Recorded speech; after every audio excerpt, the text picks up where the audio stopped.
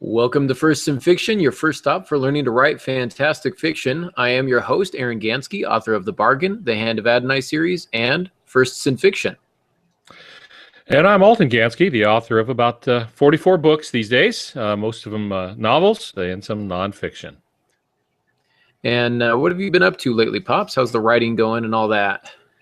Well, still recovering from Blue Ridge on some things. And of course, we had mom's surgery, so there was focus this last week over that. And now I'm working on a cover for a self-published book where I'm republishing Crime Scene Jerusalem. So I spent a little time working on the cover and then thinking about doing another nonfiction book and looking at those sorts of things. You know, at the age of 62, trying to figure out what I want to be when I grow up. I'm still thinking. I probably will until I'm dead. I'll figure it out then. So I always hope to be an adult when I grow up, but that doesn't seem to be the case. So, I tried it. I didn't like it. Yeah, I'd actually considered homeschooling as well, but I didn't want to deal with the parent-teacher conferences. So, I've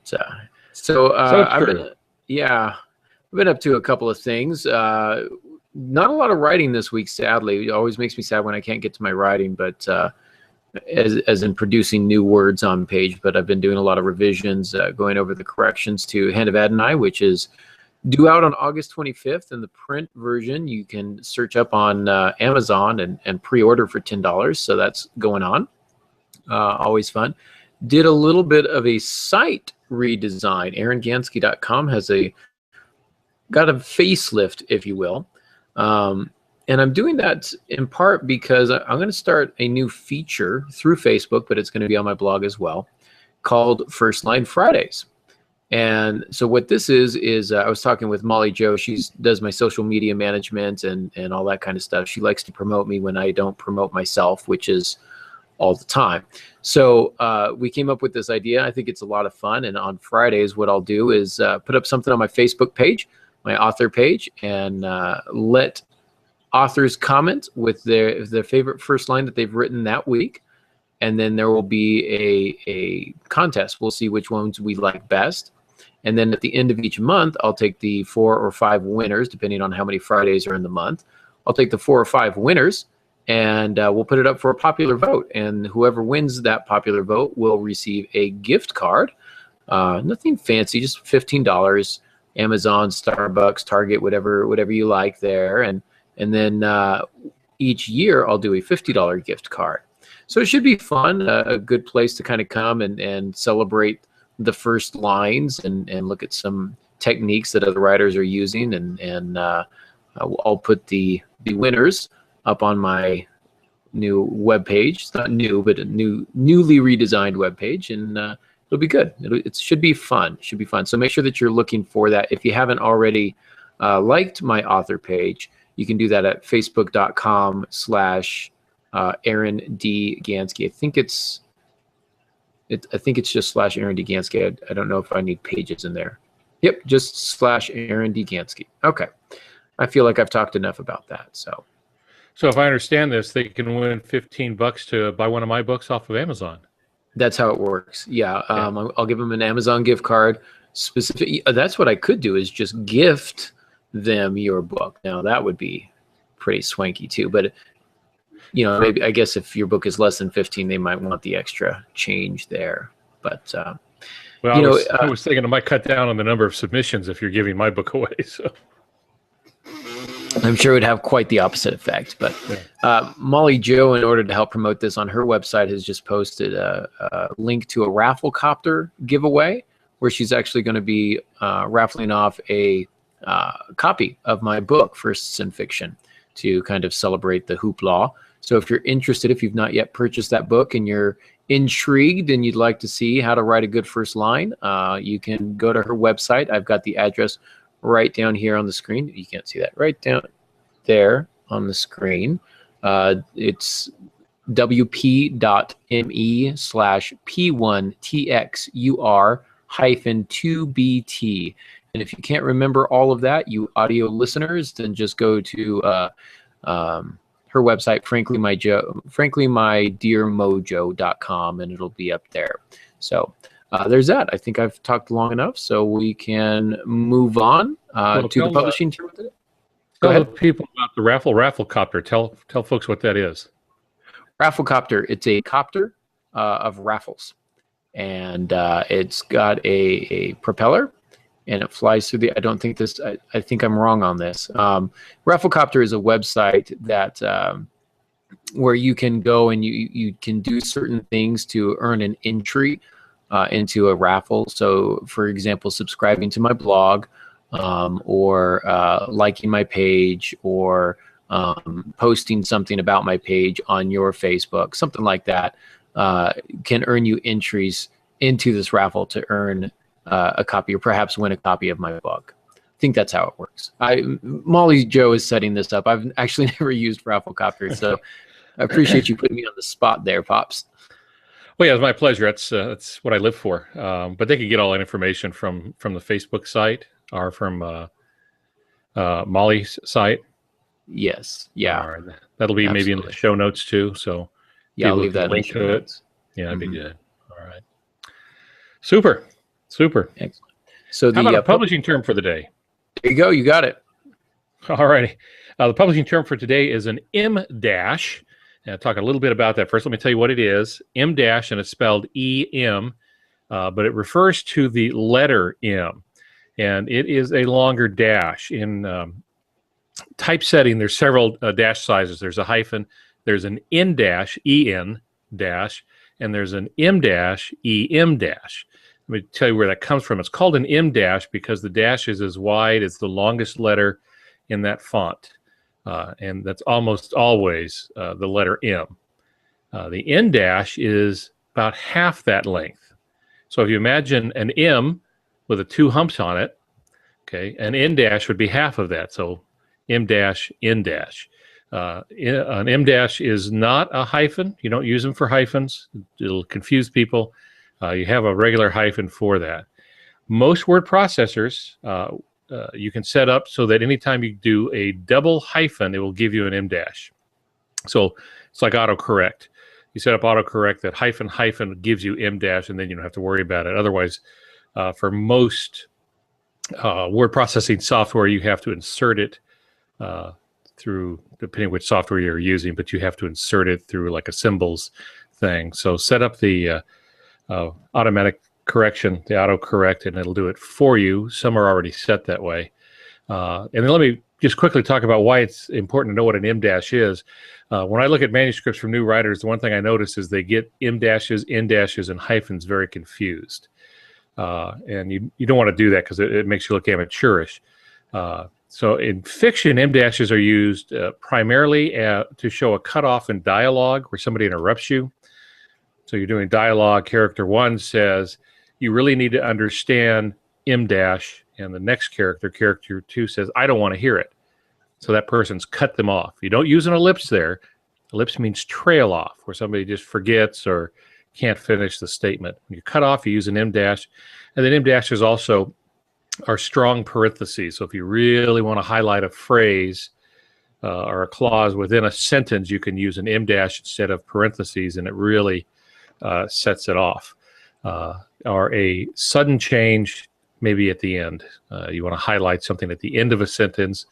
You can use an M dash there, and it sets it apart. So, which makes me think now about N dash, just so we're clear about that. The N dash, the EN dash, which is about the size of an N, the letter N, is used in numbers. So if you're writing about a period of time, 1950 through 1953, you use an N dash for that. Now, in most cases, it's not going to matter because you have copy editors to take care of that, and they'll go through and fix it. It's one of the first things they do. Or when I edit someone's work, it's one of the first things I do is I go through and replace all double hyphens with M dashes and try to replace the numbers with the hyphens and numbers with N dashes. But if you can do it, and it's really easy to do, if you can do it in your manuscript, it makes you look better. So M dash. And it comes from the old days of typewriters and typesetting. The M was the biggest one in pica. And it's still, for most fonts, it still remains the largest or the widest letter, the M. And so the M dash and the N dash, and that's our publishing term for the day. Yeah, I use these quite a bit, actually. I do really like them for interrupting thoughts. When you want to add something is when I typically use them. I rarely use parentheses. I do prefer the Emdash in those cases to highlight things. I like to explain it, and you can kind of correct me if I'm wrong here, but I explain it as when you're trying to tell a story and then you have the person next to you that's interrupting and adding details. Like, did I ever tell you about the time I met the Loch Ness Monster? We had steak for dinner that night. Nobody cares what we have for dinner. I'm telling a story, Right. So you'll say like something like, the sky was perfect, M-dash, blue, clear and cloudless, M-dash, and it made me feel happy, or something to that effect, where that particular phrase there is modifying the word sky. And so rather than just kind of I don't know, describing it in its own sentence, you just kind of put it right next to what it's describing. So that's typically how I use them. And parentheses I use very, very rarely in my fiction.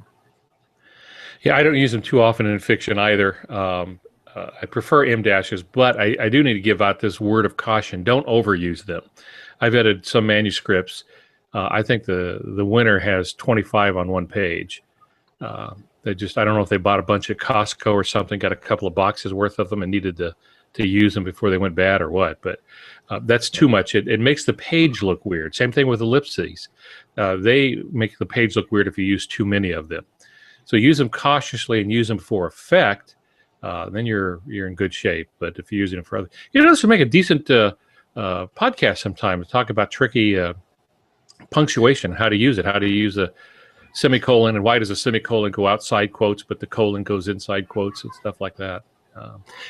That would be a fantastic idea. We could pull in some editors on that to talk about that. I like that idea of punctuation. We'll have to put that on.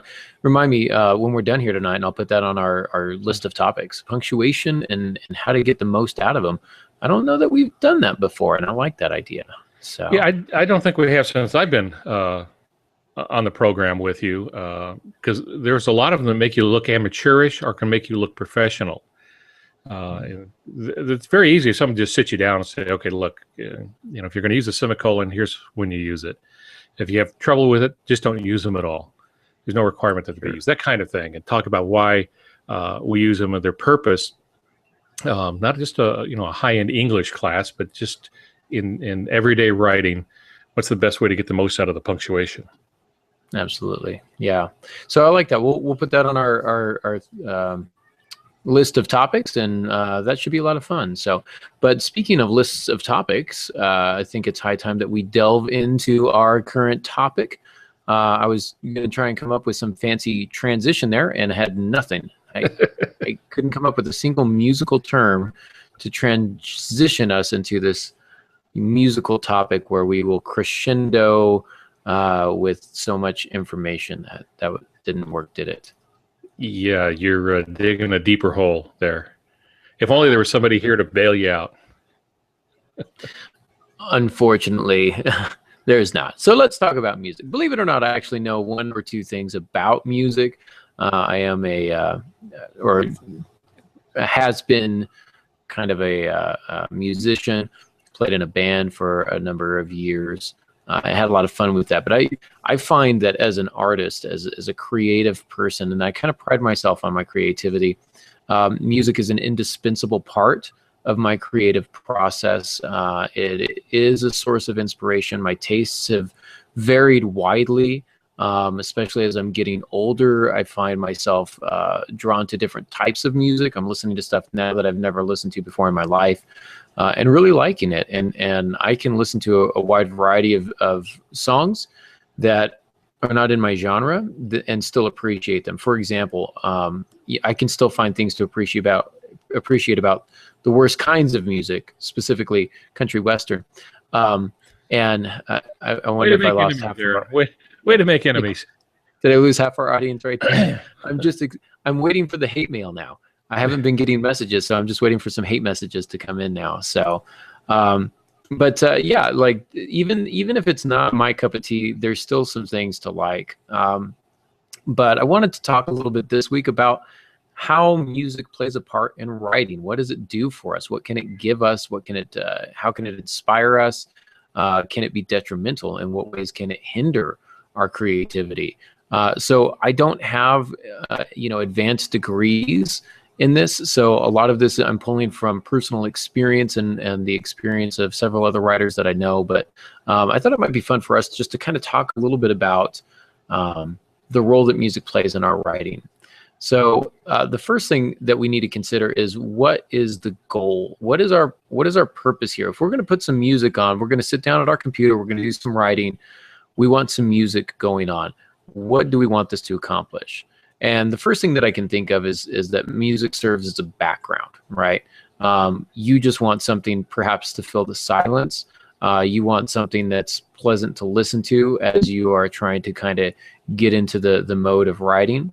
And if this is what you're wanting to do, I would suggest listening to something without lyrics, something with a moderate tempo. You don't want anything too fast or too loud. That can often be distracting.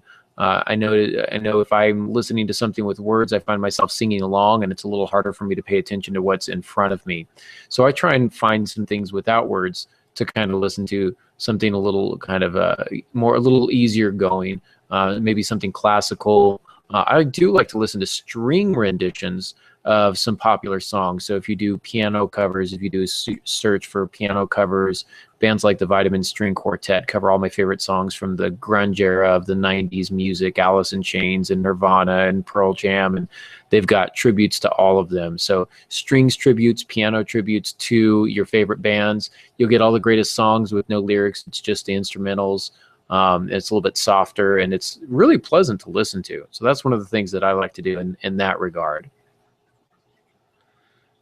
Yeah, there is some psychology to having music on, and I think it's important to understand that you need to find what works for you. Every writer has a certain tolerance. They have certain things that they like, and so it'll vary from person to person. So we don't want to get into that comparative thing. Well, so-and-so listens to classical music, and she's a great writer, so I should listen to classical music. It'll make me a great writer. No, it's not that way at all. Find what works for you. There are certain styles of music that I can't listen to when I'm composing. But when I'm doing grunt work, I'd like to do a shuffle in the music I use. I use Pandora. Sometimes I use iTunes Radio. And so I'll listen to rock from my generation, when rock was really, rock. And I'll call it classic rock. But, I can listen to the Eagles and enjoy it. I can listen to those kinds of things. But I can listen to just about anything as long as I'm doing grunt work. Now, there's some things I can't do that with. When I'm composing, I find it more difficult to listen to any adult contemporary music because I tend to track with the lyrics because I'm working with words and I'm hearing words, so I tend to track towards the words. So I have a little more trouble with that adult contemporary. Some other types of music that have words, I don't have that problem with, but I've learned to turn that off if I'm composing. And I think what it does is it helps us switch between modalities. We all have modalities. When we're writing, we're mostly in our visual modality. The other two modalities are audio, and the third one is kinesthetic. So visual, you see; audio, you hear; kinesthetic, you do. Teachers use that as you know. That's the best way to teach a particular student. Well, it depends which of the three they're primarily in. When we're writing, we're usually seeing a scene and then putting the words down. So we're in a visual modality. If I've got too much audio stuff going on, it pulls me out of that. So I have to be kind of careful with that. If I'm doing grunt work like email and stuff, I can listen to anything. But if I'm composing or editing, then there's some music that I just can't listen to. There's some that's fine. Movie scores are very good for me if I'm having to think, and certain classical. Not all classical, because sometimes I stop to listen to the classicals. So, yeah, I also find that the length of time that a task takes might also play a part in that equation. For example, you mentioned responding to emails. Most emails you can just read and fire off in a couple of seconds, less than a minute, maybe a minute and a half, unless you're really trying to focus and write some, highly sensitive kind of an email. in which case you might need to focus more. But if it's just responding to some normal emails and deleting your junk emails and stuff, you can do just about anything you want. But when you sit down to compose or to edit, and it's going to take a long period of time, and there are words on the screen, like you say, it can be very distracting to have other words playing on the background, etc. So I like what you say about classical music, depending on the classical music. And you also mentioned movie scores. Mm-hmm. I will probably end up talking about these a little bit later, but just real quick, what would you say is your favorite movie score to listen to when you write? Boy, that varies. There's any number of the good action ones. If I'm writing something that has action in it, something that has tension, then Pearl Harbor is a good one. If it's more light and stuff, then I can listen to Pirates of the Caribbean because the tempo of the music is up and it's kind of fun.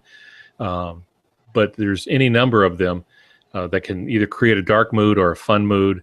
And some can be inspiring. We can talk about that a little bit.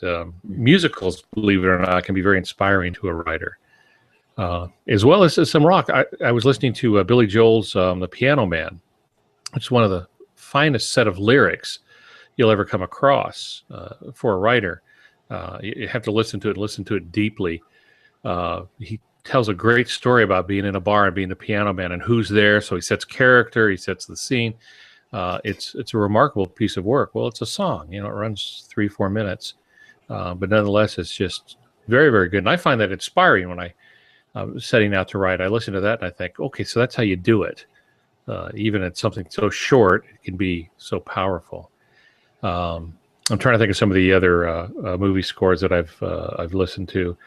I've listened to Titanic, not my favorite, but there's some good ones in Titanic. And normally what I do is if I need that, I'll just either in Pandora or in iTunes Radio, I'll just switch over to movie scores and they'll just run through them and learn to use the fast forward, which is the skip, because every once in a while you're going to get one that's if you get a Laurel and Hardy movie score, or some comedy or something, Caddyshack, probably not going to do much good for your writing, but you can skip those. I used to listen to the Skyrim radio on Pandora. Skyrim's a video game, Elder Scrolls. It's a fantasy role-playing game. It's fantastic game. Amazing music. On the par, as good or better than several movies, blockbuster movies. But it's a video game. So I'd listen to that and hear some inspiring song from Skyrim, and then the next song would be Angry Birds, and then it would be like the Mario theme, and Donkey Kong.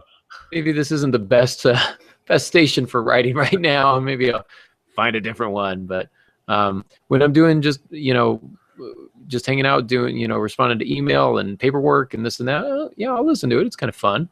But you mentioned inspiration, and you mentioned the role that lyrics play in inspiration, which I think is good.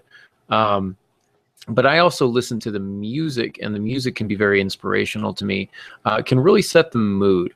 And so if you're writing, like a kind of a dark or depressing kind of a scene, you're going to want to find some music that's going to feature some more kind of like some minor chords, perhaps, some diminished chords, things of that nature. If you're happier, Pirates of the Caribbean, it's kind of an adventurous kind of a soundtrack.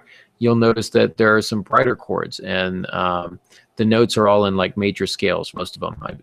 Somebody's going to correct me, I'm sure, if I'm wrong, but for the most part, the music it flows, and it's fun, and it's poppy, and it's adventurous. For triumphant scenes, there are several, movie scores, classical songs that can really make you feel like you've just won this epic victory. For me, it would be the Skyrim stuff. Or, if you're writing perhaps some horror movie, or not writing a horror movie, but a horror book, notes, a lot of sharp notes. If you think of Psycho, that that whole thing, it's like those are the sharp notes that are just off enough that it sets us kind of on edge. So the way the music is arranged can really help kind of set the tone for you as you're writing. And if you're not sure how to find music that does that, I recommend, again, movie scores, or just think of your favorite bands. There are songs that you know of that have those tones in them, and when you listen to these particular songs, they make you feel sad and depressed, and you're writing a sad and depressed scene. So, play those songs as kind of some inspiration to set the mood for yourself, to get you in that frame of mind, so that you can transpose it through the written word onto your manuscripts. Yeah, Mozart's has done some great stuff, and one of my favorites is his Requiem. Now, you can either just listen to the movie score that it was in, but Mozart's Requiem, which wasn't finished, very dark, and it really conjures up a great feeling when I was writing some dark things and some difficult things, some oppressive stuff. I would listen to that for a while and then get into it, and it just rings true, and it stays with you, the dun dun dun dun, and it goes on and on and on. It's beautiful, beautiful music, but it really sets the mood, because it's really a funeral piece, a very dramatic funeral piece, but nonetheless, that's very good. Probably ought to also say that sometimes silence is the best music you can have, and there are times where silence is my best friend, and I turn everything off just so I can focus. It depends. Yeah, there are in going through and trying to do a little bit of research on this. I just did, music for writing, etc. Quick Google search, and one of the articles I came across, I would like to reference it, and I don't remember where I found it, but somebody had interviewed 8 different writers and said, "What music do you listen to when you're writing?" And I think like the first 3 or 4 said nothing. I'll listen to music while I'm doing other work, like you say, kind of the grunt work. But when it comes time to write, nothing. Put on the noise canceling headphones, and somebody even said I'd write in a sensory deprivation chamber if I could. Mm-hmm. I'm don't often work that well in silence, and so again, this kind of goes back to your point. Find what works for you. I like to have something in the background, simply because for me there is no such thing as silence. For example, in this room that's quiet now because my children are no longer yelling and screaming at each other in the other room. That's always a bonus. The fish tank is going behind me, and so I hear water running. Kind of the hum of the filter, the motor kind of going. And so, the refrigerator will kick on, the air conditioner comes on, and these things can end up just doing more to distract me than to help me focus. And so I find that if I have something specifically in the background to listen to, it will kind of negate those other sounds and help me to focus a little bit more.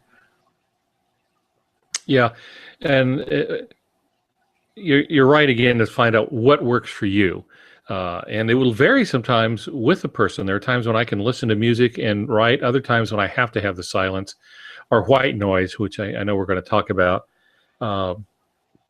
And it varies from person to person. I can work in a Starbucks, and there's people chatting most of the time, unless they're sitting right next to me and bad-mouthing their spouse, which I just can't tolerate. But most of the time, I don't care if anyone else is talking, if the coffee machine is, spewing out steam and people are taking orders. All of that just goes away for me.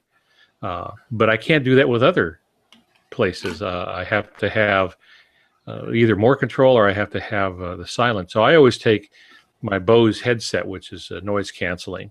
And if it gets too bad, I put those on. And usually then with that, I will run white noise. I can't run music through them. They sound far too good for that. So I stop writing and I start listening. So when I put those on, the music's out, but I will use white noise to do that. And I know you had white noise listed. Just make sure we understand what we're talking about. White noise is what you hear, as Aaron said, the fish tank bubbling in the back. But you can get an app on your smartphone. I think Pandora has a white noise, or nature sounds. So does iTunes. I often listen to Rain with Thunder. For some reason, that works for me. But anyway, yeah. It also blocks out other sounds, so it helps me focus. Yeah, there are several apps that will do that for you. The white noise specifically, kind of that hum, that just zzz, almost that staticky kind of sound. Some people like to fall asleep with that. There's some research that suggests that if you're listening to music that has words or lyrics, that it makes it harder to fall asleep because your brain is still trying to decode while that's going on. And so one of the things that sleep doctors will recommend is white noise. If you feel like you need some sort of auditory stimulus as you drift off. Nature sounds are great for that. You say rain and thunder. I like the bubbling brooks or the creek side, the wind, some wind chimes maybe. They even have some with like busy streets or city streets. So if you kind of grew up in the city and that's what you grew up listening to, and it calms you down and it soothes you, that's cool.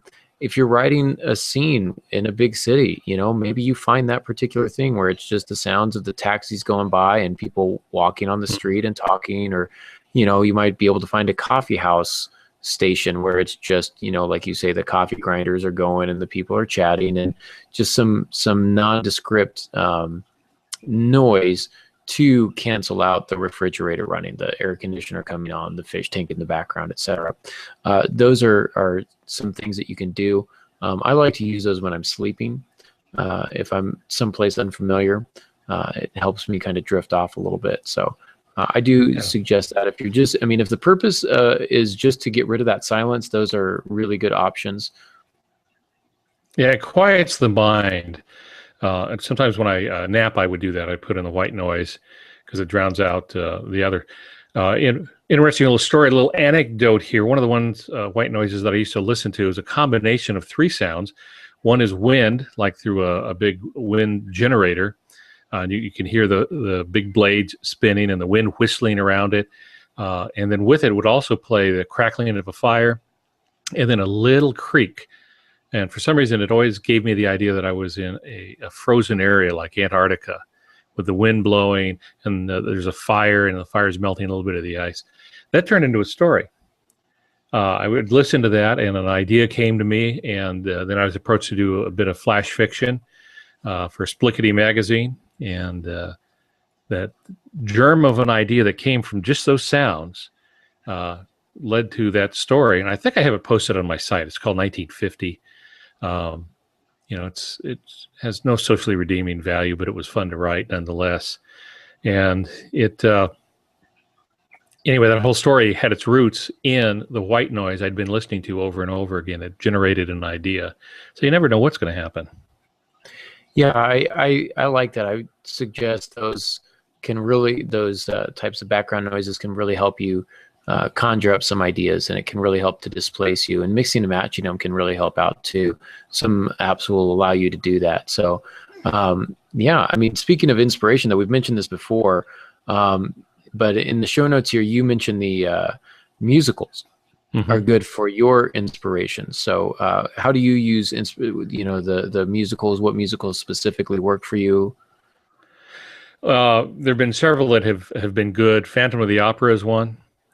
Not in the show notes. Jekyll and Hyde, very dark. Much of it, a lot of emotion in it. The Scarlet Pimpernel of all things, because that's both up and down. It's kind of like sort of Scarlet Pimpernel. The guys we would call him effeminate, but that's sort of his secret identity kind of thing. And then he's really a swashbuckler kind of thing. Well, there's a couple of songs in there when they're closing in on catching him.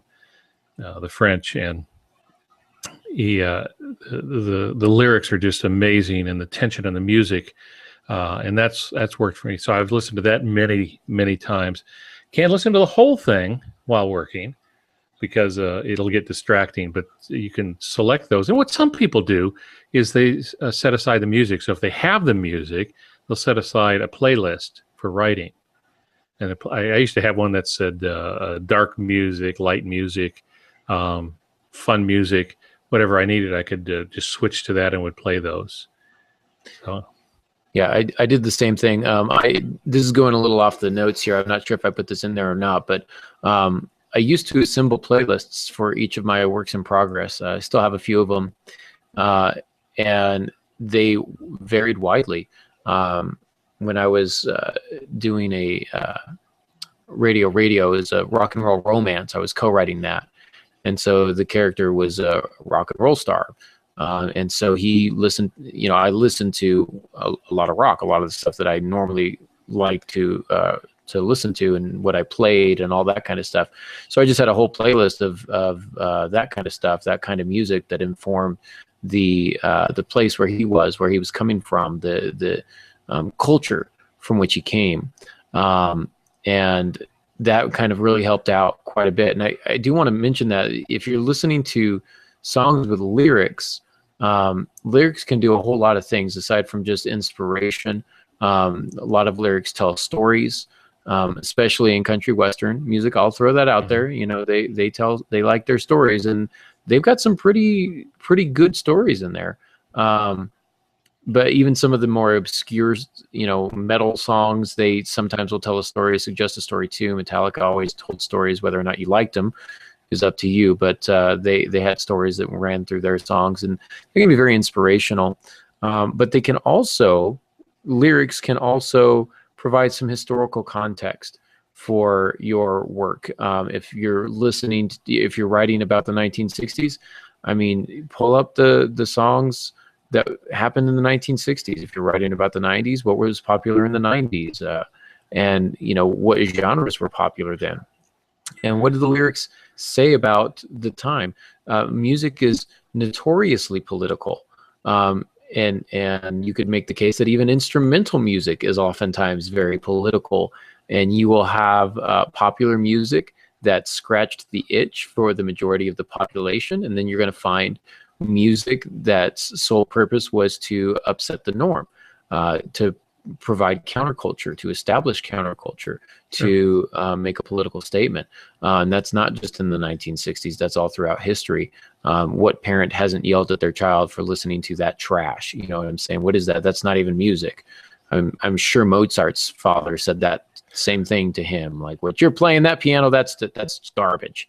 It's not even music. So but look, he was a musician, so his father was a musician, yeah. So I mean, there you go. So knowing which songs are ruffling the feathers of the predominant culture, and which ones were affirming the norm and celebrating the norm, understanding that, and knowing where your characters, like which side your character would line up on.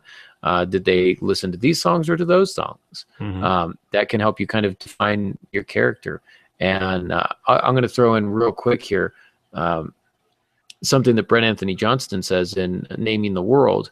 He says, when he's talking specifically about detail and finding the right detail. He says, you want to find the right song that's instantly going to make the reader recall their childhood without forcing them to listen to the entire jukebox. And I think there's a lot of value of that. If your character had a particular song or anthem, what would it be? What would it look? What song is that? What defines them as a character? Make a playlist for each of your characters if you want to. I know several writers who do that. Are there certain songs where the lyrics tell the story of your character? Can they add to something in a particular way? I used music to unlock one of my characters when writing The Implausibles. I had a horrible case of writer's block. Could not figure my characters out, and then listening to some of my favorite stuff, a hard rock band called Stavesacre, a Christian band, listen to the lyrics, and so these lyrics are just incredible. They're poetry. I think they're far and away much better than anything you'll hear in kind of the contemporary pop music that's always rhymes fire and desire, because I can't think of any other words that rhyme with those. And but these are like some deep, dark, kind of tormented, anguished lyrics, and a couple of the lines just hit me, and I said, that is exactly who my character is. My character would write this song. And so that became my playlist for that character, and writing in that voice, those were the songs that were playing through my head, and it really helped me to kind of overcome that writer's block. And when writing a Ship Possessed, the cover back there, long time ago, I listened, let me back up. It had two storylines, a contemporary storyline and one from World War II. the submarine is in the World War II. So I would listen to music by the Andrews Sisters, in the 40s, and some of the others. Of course, this was before I was born, but it gave me a feel for how the country was looking at things, what the sailors might have listened to, what they'd want to listen to. And then if you write about an era like the 70s, the hippie generation, psychedelic music.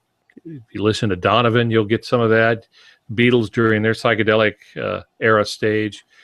You learn a lot about the culture doing that. So you get the same kind of thing from like the 1890s. All the music is fun and uplifting, and Daisy Daisy, Tell Me True, and or whatever the words are anyway that go with that. Once you get into the early 20th century, things begin to change because World War I comes around, and it's not all that chipper as it was. And then later, as time goes on, you get that uplifting stuff in the 1920s, with Fitzgerald and the Flappers, and so you get a real feel for the times that you're writing in just by listening to the music. I think that'd almost be required. Absolutely. And Molly Jo makes another good point. Regional music. She likes to write these travel mysteries. I call them travel mysteries. I think she calls them location mysteries, but that take place in particular areas where setting is super, super important. The one she's currently working on takes place in New Orleans. So she listens to a lot of jazz, and all, the music that comes out of that particular location, very rich and steeped in tradition and history and, countercultural movements, etc. So understanding the region would be good too. What played well in the South didn't always play well in the North, etc. So that's also another consideration to make, for sure. Yeah. So for part of information and research, that's very important. New Orleans, for example, is very unique. It has its own form of jazz. A lot of people don't realize there's different types of jazz. There's Chicago jazz, and there's the Southern jazz. New Orleans, which is a great city, great place to eat. Just a fabulous city, and the music down there, they're serious about the music and they're serious about the food. But you get a real feel for some of the Cajun culture in the music, some of the jazz, blues, certain parts of the South, and on the way up to the North, but especially in the South, the Southern type of blues will tell you a lot about the people who lived in those times. So it's not just to entertain or to block out other noises. As you say, sometimes it's research and get a feel for the era that you're writing in. Yeah, to inform, to inspire, absolutely. Yeah. So I'd like to move into, or just kind of go over real quick what's on our Pandora playlists, etc. But before we do that, what do you have any experiences where music has really helped you overcome writer's block, or has really kind of helped you power through some scenes? Is there like a song in particular or a soundtrack in particular that you can think of that just really helped you accomplish some good writing? I can't think of a particular example, so not off the top of my head, but I have found myself at times, especially if the writing's difficult, listening to certain kinds of music.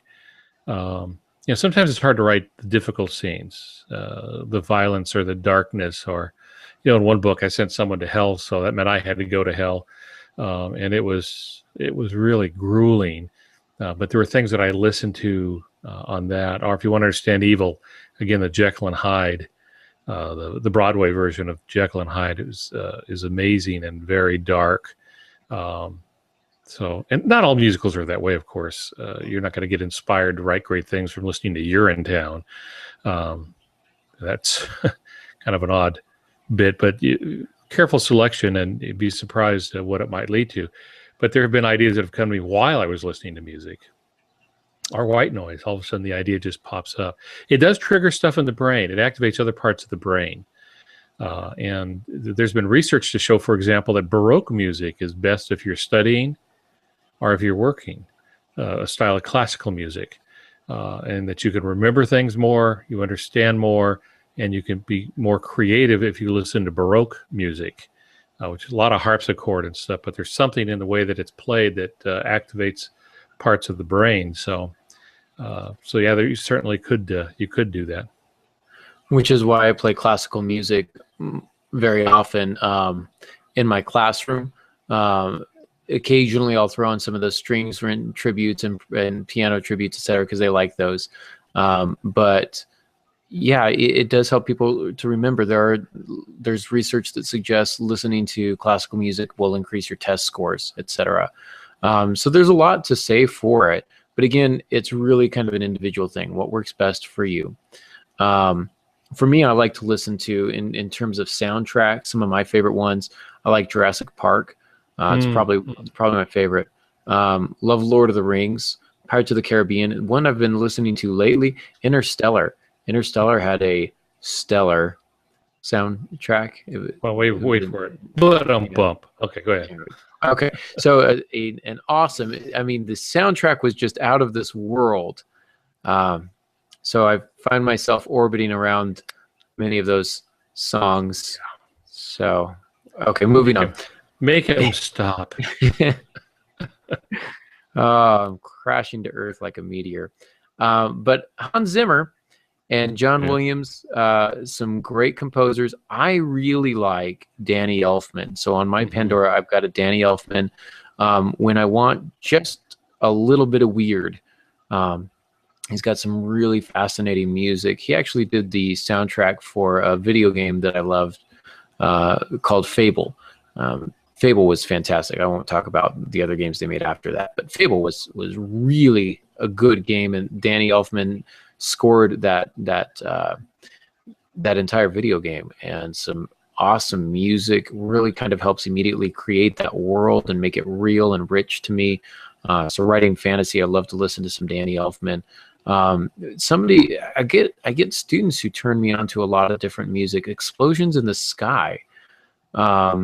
They have this kind of a half classical, half rock, kind of a Coldplay, but there's no lyrics. It's just all instrumental, kind of a Coldplay kind of a feel to them.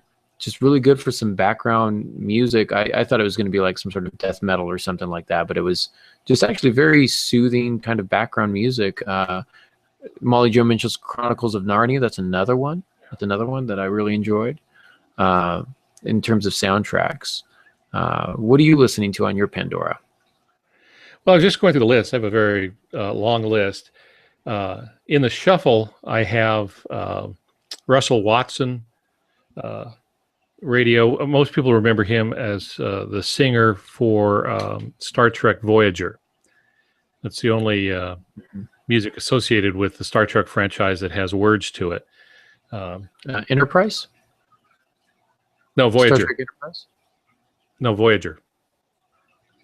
Voyager was a series. Are we gonna have a nerd fight right now? Because Enterprise is the one with the music, with the lyrics. Yeah, that's exactly what I meant. And not Voyager. Voyager is the one that has the French horn, which is absolutely beautiful. One of my favorite pieces of music. So I wish you'd stop insisting that it was Voyager and just come to agree with me that it's Enterprise. How do I get out of this?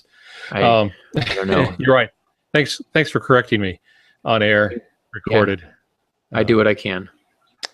But then I have everything from Pat Benatar, spooky symphonies, Irish music, the Soggy Bottom Boys. But if I'm trying to work on something, then I'll either switch to nature sounds, Hans Zimmer radio, which you mentioned. I've got Bob Seger and stuff, but a lot of that would be for the grunt work, Eagles, that sort of stuff. But when I'm doing the creative kind of stuff, I have to turn some of those off because I start listening to it. There's a nature sound station on Pandora? There is, yes. I have been living my life wrong. Nature Sounds Radio, yeah.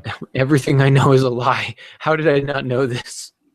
I'm going to add that tonight. Now I'm really excited. You mentioned the Soggy Bottom Boys. They did the "Oh Brother, Where Art Thou?" Is that correct? Mm-hmm. Mm-hmm. So it's kind of a folk, kind of a feel to it. I mentioned that because that's a perfect transition into what I'm currently listening to on my Pandora playlist. So I'm just going to give some shout outs here.